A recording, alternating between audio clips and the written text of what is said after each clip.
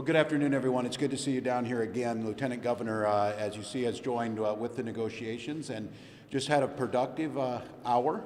One of the things that's changed is just to kind of bring new voices in. We invited the minority leaders in the Senate, Senator Lopez Franzen and Representative New Brindley, to bring in the perspectives to make sure that a lot more voices are heard. Again, the real discussion that we're having is the state of Minnesota is in solid financial position. We are in a position where we can, in our belief, do a lot of good things that are be able to be done in a bipartisan manner. The discussions right now are focusing on the refilling the unemployment insurance trust fund and keeping our promise and pledge where we passed last year frontline worker support for those that were put into the most precarious and in many cases dangerous situations so that the rest of us could get through the worst part of the COVID pandemic. And so those negotiations are continuing on. The positions are laid out pretty clearly. It has been our position that both of these things are good for Minnesota, that both of these things could be done. Both of them are not only keeping our promises, keeping our pledge, making sure taxes don't go up on businesses, but they're fiscally sound decisions too. And again, at a time when Minnesotans need some money in their pocket, these frontline worker pay are going to work as a stimulus, because I think many of us are watching flashing yellow on the global economic front, from the Ukraine to the situation in China and southern China with COVID. So that's where we're at. Both of the groups, the Senate and the House, are going to go back. They're going to bring their subject matter experts, as are we, from the Commissioner of Labor and Industry and the Commissioner of Deed, to try and see if there's a subject matter expert compromise amongst kind of the three sides of this to get this worked out. And that's where we left it. Hopefully they're going to meet either sometime today or tomorrow, and then we left it open that we could meet again tomorrow. I know there's some disagreement around the date of the 15th. We are simply operating on how businesses function. They will start paying the increases as they prepare for their April 30th deadline in their first quarter tax payments on UI, and many of those will start preparing and doing that tomorrow, and that's where that number came from. We certainly can unwind that, but like so many things around here, we need deadlines. We need to know that you just, at some point in time, need to make a decision. It may not be 100% accepted, it may not be the 100% exactly what you wanted, but it's a decision that works for people in Minnesota to move forward. And with that, Lieutenant Governor spent some time yesterday down in Worthington with a group of frontline workers, and those stories I think she told in there make a difference. These are folks that were asked to go back into meat processing facilities at a time when that was, including healthcare workers, the most dangerous position, where PPE was in short supply, there were no vaccines, and we saw this across the country, that we saw horrific rates of illness and death in these facilities, and those folks were asked to make sure they could process the food that the rest of us ate. We just think it makes sense that we agreed, we voted on it, I signed it last May to get that money out to them. So with that, I think we'd take any questions. Do you have agreement on amounts of money, because the House has not been willing to refill the account, so you're still not even have a dollar amount agreed to? The House has put out proposals, and they put out 1.2, I believe it is, to get us back to the even point on this, and then they've asked for the frontline workers. The Senate is 2.7, but the Senate has not made an offer above zero on the frontline worker, so there has not been any movement. The House did make a movement. It's not the 2.7 that our administration supports and believes should be done, or where the Senate's at, but those are where the numbers were out.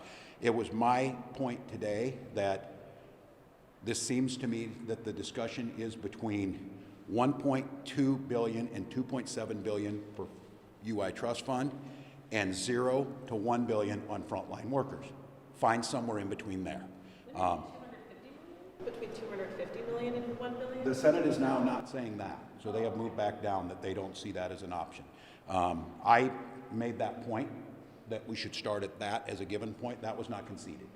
So, but either way, we have parameters, and the way negotiations work is to go somewhere in between there. Now, some of those are going to be stronger held beliefs. I have made clear on this, we believe the number on UI is the 2.72, because that avoids all penalties, all interest, replenishes the fund. And again, as I remind folks, that fund provided incredible support and stop folks from either losing their homes or not being able to eat or some of the other essentials. And it needs to be there if this happens again. As we said, there are some global indicators that are not so positive around economic things. We need to be prepared if that happens. The March 15th deadline is, we're gonna pass that for the UI Trust Fund. I'm wondering if you've had any conversations with Steve Grove or Deed today about, okay, so March 15th comes, we don't have this, we don't know when it will happen. What, if anything, that they're doing to try to mitigate some of those challenges they said that would come with the way that this structure of payments Yeah, goes? we're preparing. It's not a huge agency. This is a huge program. They have managed it well, but it's hard. Other states have had a lot of problems with this, and I know this is hard. We have been working for quite some time now, and I've been asking them to prepare for a plan. If we have to unwind this, what would that look like? They have indicated that they can do it, but it'll be difficult. I don't believe it's something that, again, we did this with PPP loans, and I wish we wouldn't have too, is once you blow by these deadlines, it ends up costing more and taking more. And I think, again, folks are out there, and I just want to be clear, there's been some that have suggested, well, just tell those businesses to wait. You know, it's my experience, I would not wait on the legislature to get something done, that there'd be a guarantee by the 30th of April. And I'm certainly going to tell someone not to, because remember, they pay a penalty if they don't pay on time. So these businesses are operating in good faith. They paid into the trust fund with an expectation, again, that the money was given by the federal government to replenish that trust fund. Governor, does it seem like the Senate, Go ahead. does it seem like the Senate's moved on from frontline worker bonuses and just won't budge at this point? Well, I don't want to stop the negotiations, but that has been the point right now. I think it's the Senate, if I could, you know, and they will tell you if I characterize this wrong, they're looking more front-leaning. They're saying, you know, permanent tax cuts, put money in their pockets and all of that.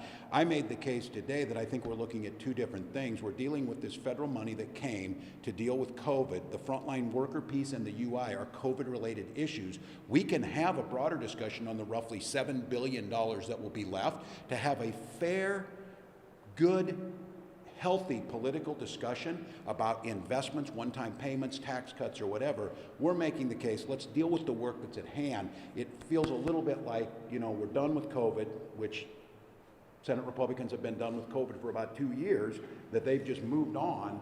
And the fact is, we're going to need a little of that money to deal with COVID going forward too, but then to take it and use. And I have made the case, we should use this money for frontline workers and the UI Trust Fund. You sat in that room, do you see an end game here anytime soon? Well, that was my point, that there has to be. Again, you know how this works. You can be totally right and you can stand, but that's not how democracy works. So when you have divided government like this, there's going to have to be a compromise. You can believe, and again, I'm not, maybe you are 100% correct, but if you can't get the agreement from the House, the Senate, and get it to our desk to get signed, it doesn't get there. My point being is, seems like the end state's pretty simple here. Let's get some money that we promised, pledged, voted on, and signed into the hands of those workers, and let's replenish the UI Trust Fund. And then let's have a really great problem to have, $7 billion left to decide on some of these other ideological things. I don't want them to confuse and draw in those other things, because we're now getting into the point where, why don't we have the discussion on taxes before we do any of this? Well, it'll never get done. Governor, do you run the risk of using up all the negotiating gas on this issue, and the April and May issues don't get the time or attention they That's need? my point. That's what I've said too. We've got other important things to do. We need to make investments in education. We propose really good policies around education, which we know can have long-term impacts, positive impacts, and we're setting here on two things. Again, I think the public, again, my read on it is the public sees this as a pretty easy compromise. Do the UI and do the frontline workers like you agreed to and signed last year, reach a number in between there, and then move on. So yeah, there is a worry. I mean, we've been saying that it was the 15th for quite some time. We've been in session, but you know how this works. I'm still waiting for last September's COVID maneuvers on some of the regulations to help us with, at that time I was talking about the November, December Delta surge. We're still debating that, and we're almost April. So I worry about that. A couple more. I was gonna ask if reinsurance came up today. It did not. Okay. Do you have a position on reinsurance? It wasn't in your first budget, but you've got a supplemental coming out this week, I Yeah, understand. well, I'm not a fan of reinsurance in that it's expensive. I also am a realist and understand that it helps maintain prices for folks. We think we've had a better idea for 3 years, but again, I don't control the Senate. They have their own mind. We think that a public buy-in both saves more money, covers people better, and is better insurance. They disagree with that. So we know that the time is coming where we have to deal with this reinsurance piece. I will note that in part of the negotiations last year on reinsurance, frontline workers were part of that agreement. So we got reinsurance last year, and one of the things that was in that was this now supposedly unfulfilled promise to frontline workers. So we're going to have to talk about it. Sorry, I just want to ask you about the Minneapolis teachers strike quickly, because there's conversation about using the surplus potentially for that. Do you support using that money to address the situation? Here's what I support. I support fully funding our schools. It's why I put forward the, and we passed and signed this administration, the largest budget in 15 years last year. We know that COVID has been horrific on students. It has been horrific on families. It has been horrific on teachers and educational support professionals. We have an opportunity to fully invest in that, to allow these schools then to make sure, again, educational support professionals who are providing one-on-one care with some of our most vulnerable students and special needs students getting $12 an hour. They can get paid a living wage so that those professionals stay in the building.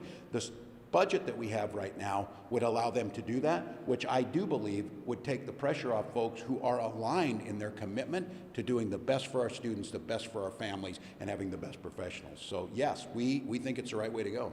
Governor, could you please repeat what you said about the next step and subject experts meeting? Yeah. So we've asked that, and again, I appreciate the House and the Senate on this, and this is kind of, I would consider it a small, good, positive breakthrough step. They're going to go back and have the subject matter leads, the majority and the minorities in the House and in the Senate, along with our commissioners of labor and industry and DEED, meet together and see if there's something here to work out. Because basically what you've got is the three sides originally were deadlocked, and then we brought in the minorities leaders on each side. All of us were still deadlocked on this, the 5 sides on this. And the answer was, would it hurt to bring in the subject matter experts to see what is palatable in each of these areas to see if they can work out? There's no guarantee if they'll get any further, but I keep making the case, this is what democracy is. And again, if we retreat to our corners and say, this is my position, I'm 100% right, and I'm not going to give, then the outcome is pretty well clear to everyone, nothing will happen. And in that case, workers won't get their money that they were promised, and businesses will see a tax increase. So that's what they're back doing right now. My hope is that that happens today yet, that they're able to meet. And then we've asked if we could come back tomorrow and try and get this done on the 15th. Quick question. I know it's a smaller amount of money, but drought relief has been sort of caught up in a couple of issues over in the House. They want to pair it with some money for DNR that I know your agency has proposed. Over in the Senate, they've added some stuff related to like deer farming and things like that. Seems like it's been moving slower than maybe you had wanted or anticipated. Have you talked about that at all? Yeah, this is once again, and I don't want to be, both of us are legislators, so I don't want to be in the pejorative state that this is healthy. Things are not supposed to move fast to help us weed out and think about these things. We all understand that. But we had a once in a 50-year drought. We had very specific needs, especially for livestock producers. They, being the producers and the end state, along with our commissioners and experts in this, put together a nice tight proposal that would have helped them by buying feed, by able to keep their herd in place without having to sell. And we needed that really last August is when they were starting to make some decisions. But here we are still debating this, and here we are still adding more things to it. I would say I think most of these proposals are pretty good, but just take this down to the basic minimum that we need to do to get out to those producers, pass that piece of legislation, let's sign it, and let's move on. Now think about this, we're talking somewhere in the neighborhood of between $10 and $12 million in these proposals out of a $10.4 billion surplus at a time of a 50-year drought. This is, once again, at some point in time, you just need to make a decision. Again, it might not be 100% everything you wanted. It might not even be 100% right, but it's been thought through, it's been agreed to together the best we can and move these forward. I really think we're in this position where deadlines don't matter. We talk about special sessions. We have a responsibility to get our work done. We have a unique position of being one of only a few divided legislatures. So I think it's important to get some wins, and I think the point being made earlier is that you spend a lot of time early on, that there's a certain amount of capital that you can use in these negotiations, and it becomes harder because it's built on trust. And we've done that in the past. I just want to note that for 3 years in a row, we have been able to collectively come together and pass budgets and things that got done that put Minnesota in a strong financial pace, got our credit rating up to 3-star credit ratings, and continued to move forward. That's what we need to do here. We need folks to step up and say, this is where we'll give, this is where we get it done, and this is one that, again, that could move any time. I would hope simultaneously they'd be able to move it. So you'd be okay with the House getting rid of I don't want to DNR? negotiate against myself on this, but I've made it clear early on. I think all of these things matter to drought and long-term climate or whatever. But my concern in the short run is those producers who are making decisions to try and get something, and then we should build on those further. But I understand how the legislative process works. You have to add things in to get some more votes. But again, we're really in this position where it was a bad precedent to come out of last legislative session to promise to get that frontline worker done, and then to watch that get held up. And again, it's no secret to all of you, some of it was being held up because we were trying to make sure the health commissioner was dealing with the pandemic, and that became part of that discussion. So I think at some point, a little bit of a reset on how we do this, a recognition. Again, I can't imagine in any other year, any other world, where our choice is to help these businesses to fulfill our promise to frontline workers and still have $7 billion to decide how we're going to invest or provide tax cuts or one-time payments. This should not be that difficult of a puzzle, and my guess is most Minnesotans are viewing it exactly that way. Just do a little of each, put it there, and then move on. So that's what we hope. That's what they're back doing. I think there is a good faith effort to try and do that. I think this continuously meeting this early is helpful, and I hope that these subject matter experts can break through a little bit. But, Thank you. thank you all. Thanks, Claire. I didn't get any of my bad jokes.